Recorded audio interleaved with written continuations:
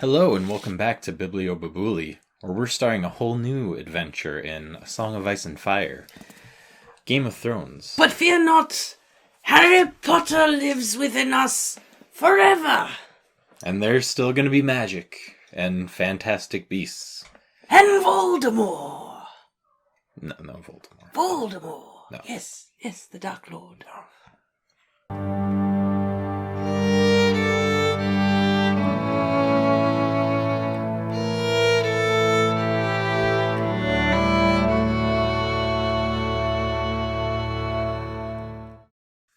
Prologue.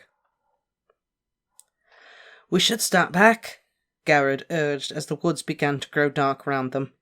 "The wildlings are dead." "Do the dead frighten you?" Sir Waymar Royce asked with the hint of a smile. Garrett did not raise to the bait. He was an old man, past 50, and he'd seen the lordlings come and go. "Dead is dead," he said. "We've no business with the dead." "Are they dead?" Royce asked softly. "What proof have we?" "Will saw them," Garrett said. "If he says they're dead, well, that's proof enough for me." Will had known they would drag him into the quarrel sooner or later. He wished it had been later rather than sooner. "My mother told me the dead men sing no songs," he put in. "My wet nurse said the same thing, Will," Royce replied. "Never believe anything you hear at a woman's tit. There are things to be learned even from the dead." His voice echoed, too loud in the twilit forest. "We've a long ride before us," Garrett pointed out. 8 days, maybe 9, and night is falling." Sir Waymar Royce glanced at the sky with disinterest. "It does that every day about this time. Are you unmanned by the dark, Garrett?" Will could see the tightness round Garrett's mouth, the barely suppressed anger in his eyes under the thick black hood of his cloak. Garrett had spent 40 years in the Night's Watch, man and boy, and he was not accustomed to be made light of. Yet it was more than that. Under the wounded pride, Will could see something else in the older man. He could taste it, a nervous tension that came perilously close to fear. Will shared his unease. It had been 4 years on the wall. The first time he'd been sent beyond, all the old stories came rushing back, and his bowels had turned to water. He had laughed about it afterward. He was a veteran of 100 rangings by now, and the endless dark wilderness that the Southron called the Haunted Forest had no more terrors for him. Until tonight. Something was different tonight. There was an edge to this darkness that made his hackles rise. 9 days they'd been riding, north and northwest, and then north again, farther and farther from the wall, hard on the track of a band of wildling raiders. Each day had been worse than the day that had come before it. Today was the worst of all. A cold wind was blowing out of the north, and it made the trees rustle like living things. All day, Will had felt as though something were watching him, something cold and implacable that loved him not. Garrett had felt it too. Will wanted nothing so much as to ride hell-bent for the safety of the wall, but that was not a feeling to share with your commander, especially not a commander like this one. Sir Waymar Royce was the youngest son of an ancient house with too many heirs. He was a handsome youth of 18, grey-eyed and graceful and slender as a knife. Mounted on his huge black destrier, the knight towered above Will and Garrett on their smaller garrons. He wore black leather boots, black woolen pants, black moleskin gloves, and a fine supple coat of gleaming black ringmail over layers of black wool and boiled leather. Sir Waymar had been a sworn brother of the Night's Watch for less than half a year, but no one could say he was not prepared for his vocation, at least in so far as his wardrobe was concerned. His cloak was his crowning glory, sable, thick and black, and soft as sin. "Bet he killed them all himself, he did," Garrett told the barracks over wine. "Twisted their little heads off, our mighty warrior." They had all shared this laugh. It is hard to take orders from a man you laughed at in your cups, Will reflected, as he shivered atop his garron. Garrett must have felt the same. "Mormont said we should track them down, and we did," Garrett said. "They're dead. They shan't trouble us no more. There's hard riding before us. I don't like this weather. If it snows, we could be a fortnight getting back, and snow's the best we can hope for. Ever seen an ice storm, my lord?" The lordling seemed not to hear him. He studied the deepening twilight in that half-bored, half-distracted way he had. Will had ridden with the knight long enough to understand that it was best not to interrupt him when he looked like that. "Tell me again what you saw, Will. All the details. Leave nothing out." Will had been a hunter before he joined the Night's Watch. Well, a poacher, in truth. Mallister free riders had caught him red-handed in the Mallister's own woods, skinning one of the Mallister's own bucks, and it had been a choice of putting on the black or losing a hand. No one could move through the woods as silent as Will, and it had not taken the Black brothers long to discover this talent. "The camp is 2 miles farther on, over that ridge, hard beside a stream," Will said. "I got close as I dared. There's 8 of them, men and women both. No children I could see. They put up a lean-to against the rock. The snow's pretty well covered it by now, but I could still make it out. No fire burning, but the fire pit was still plain as day. No one moving. I watched for a long time. No living man ever lay so still." "Did you see any blood?" "Well, no," Will admitted. "Did you see any weapons?" "Some swords, a few bows. One man had an axe. Heavy-looking, double-bladed, a cruel piece of iron. It was on the ground beside him, right by his hand." "Did you make note of the position of the bodies?" Will shrugged. "A couple were sitting up against the rock, most of them on the ground, fallen, like—" "Or sleeping," Royce suggested. "Fallen," Will insisted. "There's one woman up an iron rod, half hid in the branches, a Far Eyes." He smiled thinly. "I took care she never saw me. When I got closer, I saw she wasn't moving neither." Despite himself, he shivered. "You have a chill?" Royce asked. "Some," Will muttered. "The wind, my lord." The young knight turned back to his grizzled man-at-arms. Frost-fallen leaves whispered past them, and Royce's destrier moved restlessly.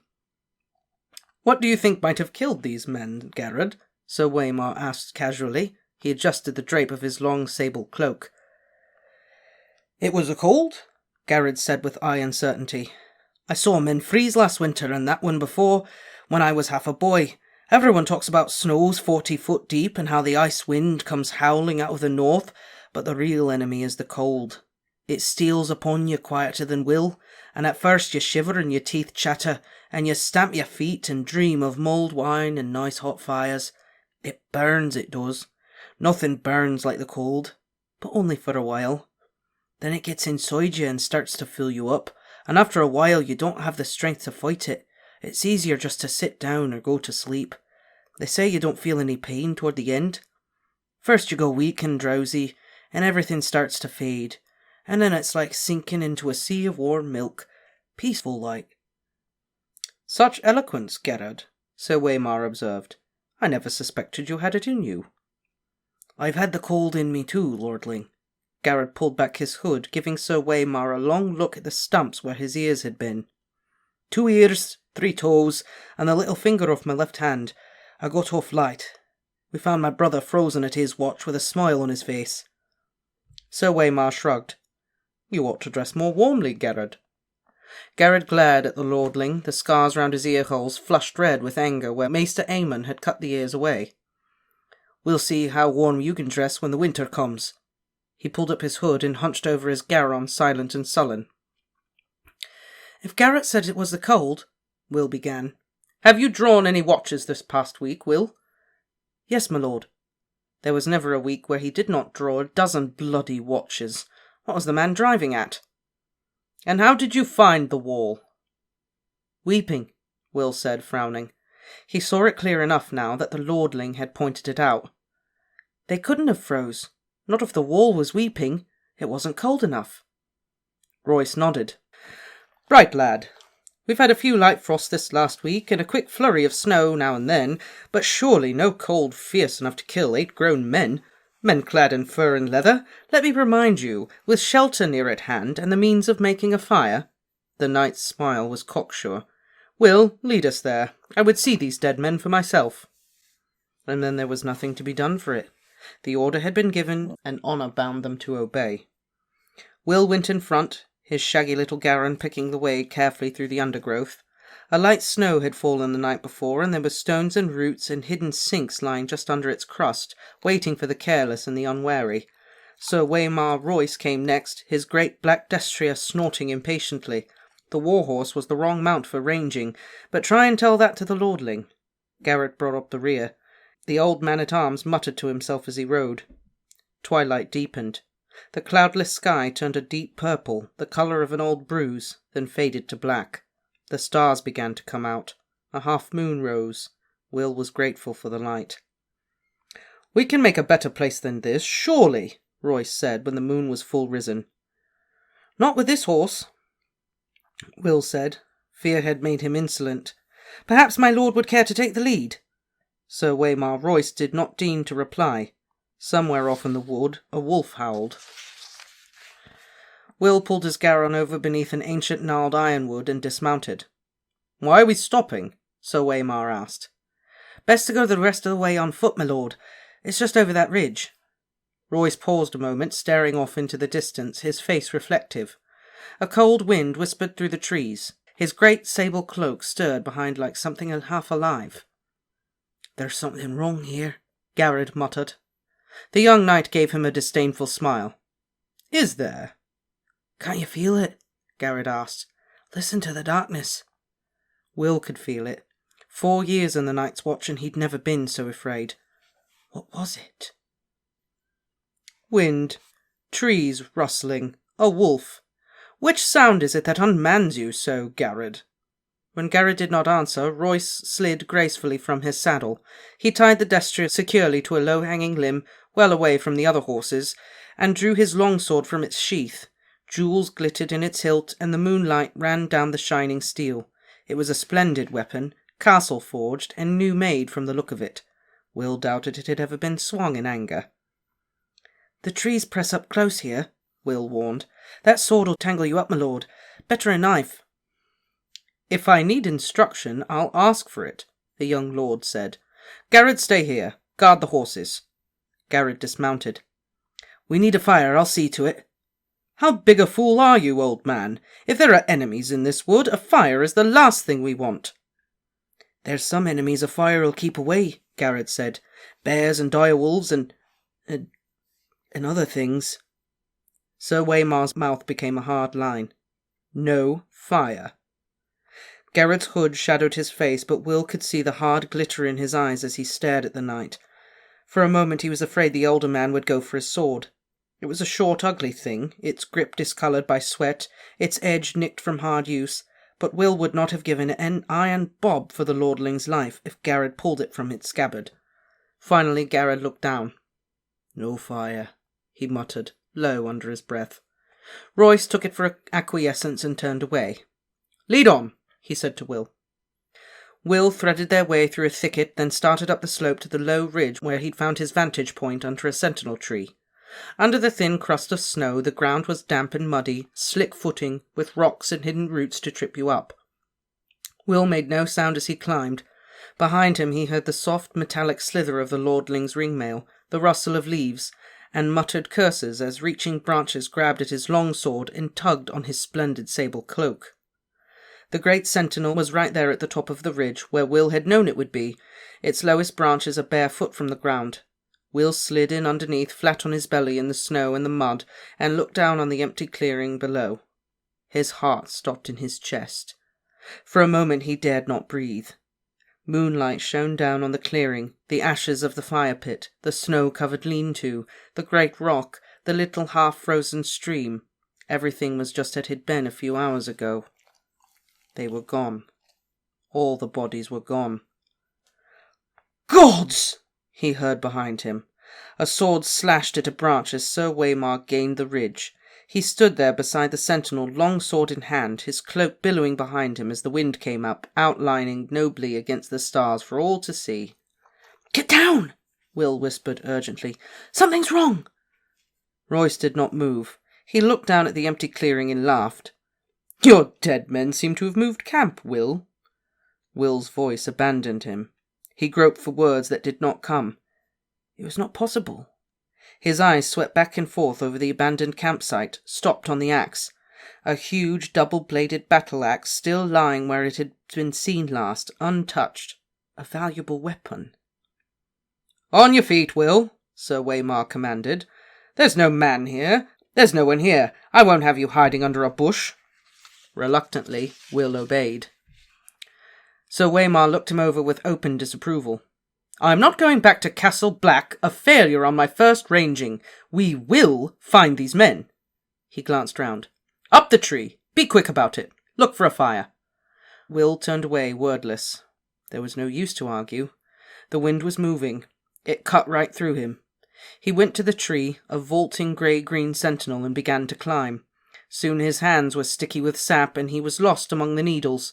Fear filled his gut like a meal he could not digest. He whispered a prayer to the nameless gods of the wood, and slipped his dirk free of its sheath. He put it between his teeth to keep both hands free for climbing. The taste of cold iron in his mouth gave him comfort. Down below, the lordling called out suddenly, "Who goes there?" Will heard uncertainty in the challenge. He stopped climbing. He listened. He watched. The woods gave answer. The rustle of leaves, the icy rush of the stream, a distant hoot of a snow owl. The others made no sound. Will saw movement from the corner of his eye. Pale shapes gliding through the wood. He turned his head, glimpsed a white shadow in the darkness. Then it was gone. Branches stirred gently in the wind, scratching at one another with wooden fingers. Will opened his mouth to call down a warning, and the words seemed to freeze in his throat. Perhaps he was wrong. Perhaps it had only been a bird, a reflection on the snow, some trick of the moonlight. What had he seen after all? "Will, where are you?" Sir Waymar called up. "Can you see anything?" He was turning in a slow circle, suddenly wary, his sword in hand. He must have felt them, as Will felt them. There was nothing to see. "Answer me! Why is it so cold?" It was cold. Shivering, Will clung more tightly to his perch, his face pressed hard against the trunk of the sentinel. He could feel the sweet, sticky sap on his cheek. A shadow emerged from the dark of the wood. It stood in front of Royce. Tall it was, and gaunt, and hard as old bones, with flesh pale as milk. Its armour seemed to change colour as it moved. Here it was white as new-fallen snow, there black as shadow, everywhere dappled with the deep grey-green of the trees. The patterns ran like moonlight on water with every step it took. Will heard the breath go out of Sir Waymar Royce on a long hiss. "Come no farther," the lordling warned. His voice cracked like a boy's. He threw the long sable cloak back over his shoulders to free his arms for battle, and took his sword in both hands. The wind had stopped. It was very cold. The other slid forward on silent feet. In its hand was a long sword like none that Will had ever seen. No human metal had gone into the forging of that blade. It was alive with moonlight, translucent, a shard of crystal so thin that it seemed almost to vanish when seen edge on. There was a faint blue shimmer to the thing, a ghost light that played round its edges, and somehow Will knew it was sharper than any razor. Sir Waymar met him bravely. "Dance with me, then!" He lifted his sword high over his head, defiant. His hands trembled from the weight of it, or perhaps from the cold. Yet in that moment Will thought he was a boy no longer, but a man of the night's watch. The other halted. Will saw its eyes, blue, deeper and bluer than any human eyes, a blue that burned like ice. They fixed on the long sword trembling on high, watching the moonlight running cold along the metal. For a heartbeat he dared to hope. They emerged silently from the shadows, twins to the first. 3 of them. 4. 5. Sir Waymar may have felt the cold that came with them, but he never saw them, never heard them. Will had to call out. It was his duty, and his death, if he did. He shivered and hugged the tree and kept the silence. The pale sword came shivering through the air. Sir Waymar met it with steel.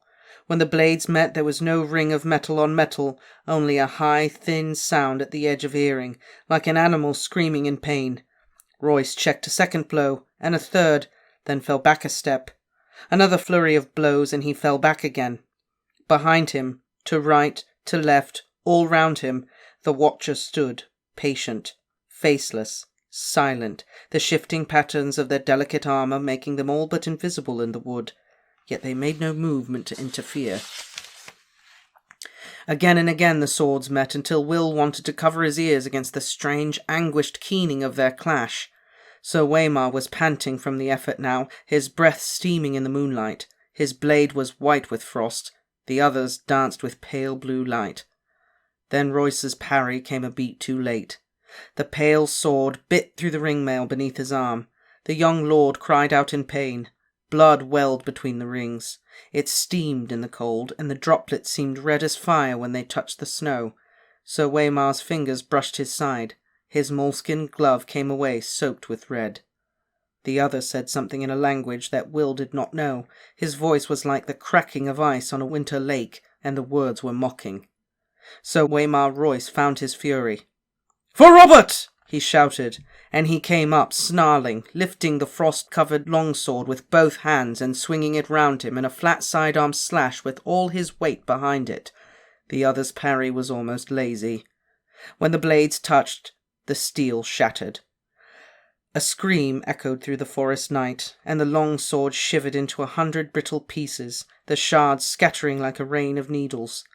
Royce went to his knees, shrieking, and covered his eyes. Blood welled between his fingers. The watchers moved forward together as if some signal had been given. Swords rose and fell, all in a deathly silence. It was cold butchery. The pale blades sliced through the ring-mail as if it were silk. Will closed his eyes. Far beneath him he heard the voices and laughter sharp as icicles. When he found the courage to look up again, a long time had passed, and the ridge below was empty. He stayed in the tree, scarce daring to breathe, while the moon crept slowly across the black sky. Finally, his muscles cramping and his fingers numb with cold, he climbed down. Royce's body lay face down in the snow, one arm outflung. The thick sable cloak had been slashed in a dozen places. Lying dead like that, you saw how young he was. A boy. He found what was left of the sword a few feet away, the end splintered and twisted like a tree struck by lightning. Will knelt, looked round warily, and snatched it up. The broken sword would be his proof. Garrod would know what to make of it, and if not him, then surely old Bear Mormont or Maester Aemon. Would Garrod still be waiting with the horses? He had to hurry. Will rose. Sir Waymar Royce stood over him. His fine clothes were a tatter, his face a ruin. A shard from his sword transfixed the blind white pupil of his left eye. The right eye was open. The pupil burned blue. It saw. The broken sword fell from nerveless fingers. Will closed his eyes to pray. Long, elegant hands brushed his cheek, then tightened round his throat. They were gloved in the finest moleskin and sticky with blood, yet the touch was icy cold. Okay. Now that we go back, it's cool to see like the imagery already. Song of Ice and Fire. You have the ice, and then the blood was like with fire. The fire. I know. Instantly, I was like, "Oh my god, there it is, right there! Boom!" Just kick it right off the gate. Right at the opening. Mm-hmm. Bam. And also reference something later on. I can't say. And speaking of things I can't say, I am the way they describe the others. It reminds me a lot of the Dementors. Yes. Yes. And I started thinking of a lot of other like similarities between things that happen in this book with things that happen in Harry Potter. Yeah. Or like certain people/beings. That are similar. Yeah. Yeah. Why do you think I can't really talk about many of them, but I can talk about the others and how they remind you of Dementors? Yeah. Yeah. Very brutal Dementors. Very brutal Dementors. Mm-hmm. Yes. I mean, so they kind of take your soul. They make you one of them, though. Yeah, it's not like Dementors. One of us. One of us. I mean, they still steal your identity. They steal your soul, but it's different. It's different. They do it in, like, the physical sense. Right. Dementors just took your soul, but you still had your body. They kill you and then much more brutal. Resurrect you with their whatever their consciousness is. Mm-hmm. I don't know. There's really not much I can say about this. It's a good opening, and now I see a lot of things I could point out, but I can't point them out without referencing something that happens later. It's very creepy. Yes. It's a very creepy intro. Like it's a prologue, and it's like all of a sudden like, oh, some things killed this dude, and then he came back to life, and then he killed the other guy. Mm-hmm. What the shit is this? Ice, other cold things. What is it? Exactly. Because it's crazy. So there it is, the prologue. That is the prologue. And I love the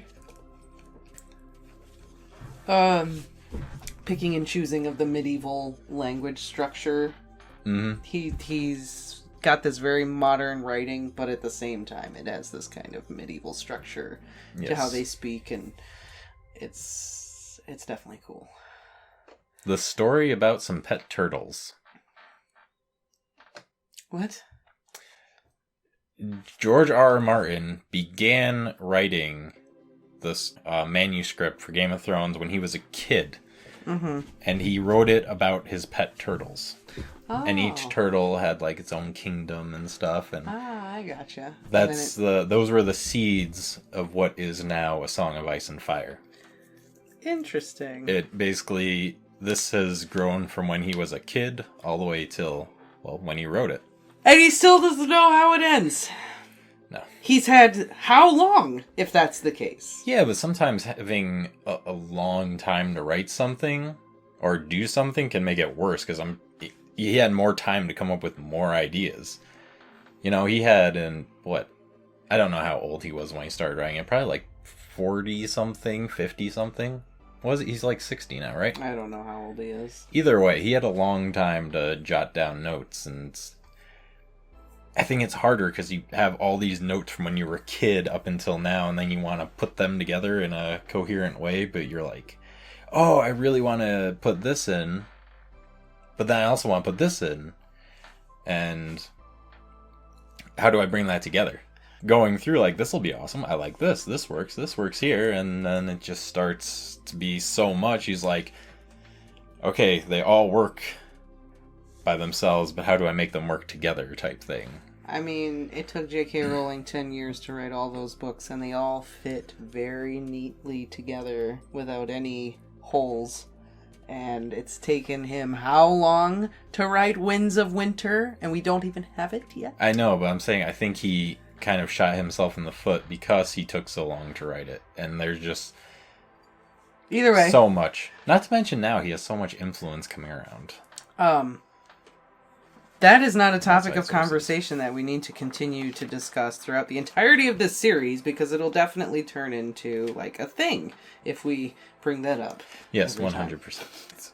Yeah, I think it's a cool intro. You get the first glimpse of Song of Ice and Fire. You kind of first glimpse of the Night's Watch and the Wall and Maester Aemon. Who's that guy? Oh, I don't know.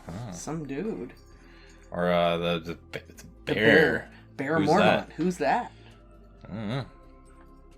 The first official chapter of the series. And the first character we will be introduced to will be Bran. Please like, comment, and subscribe.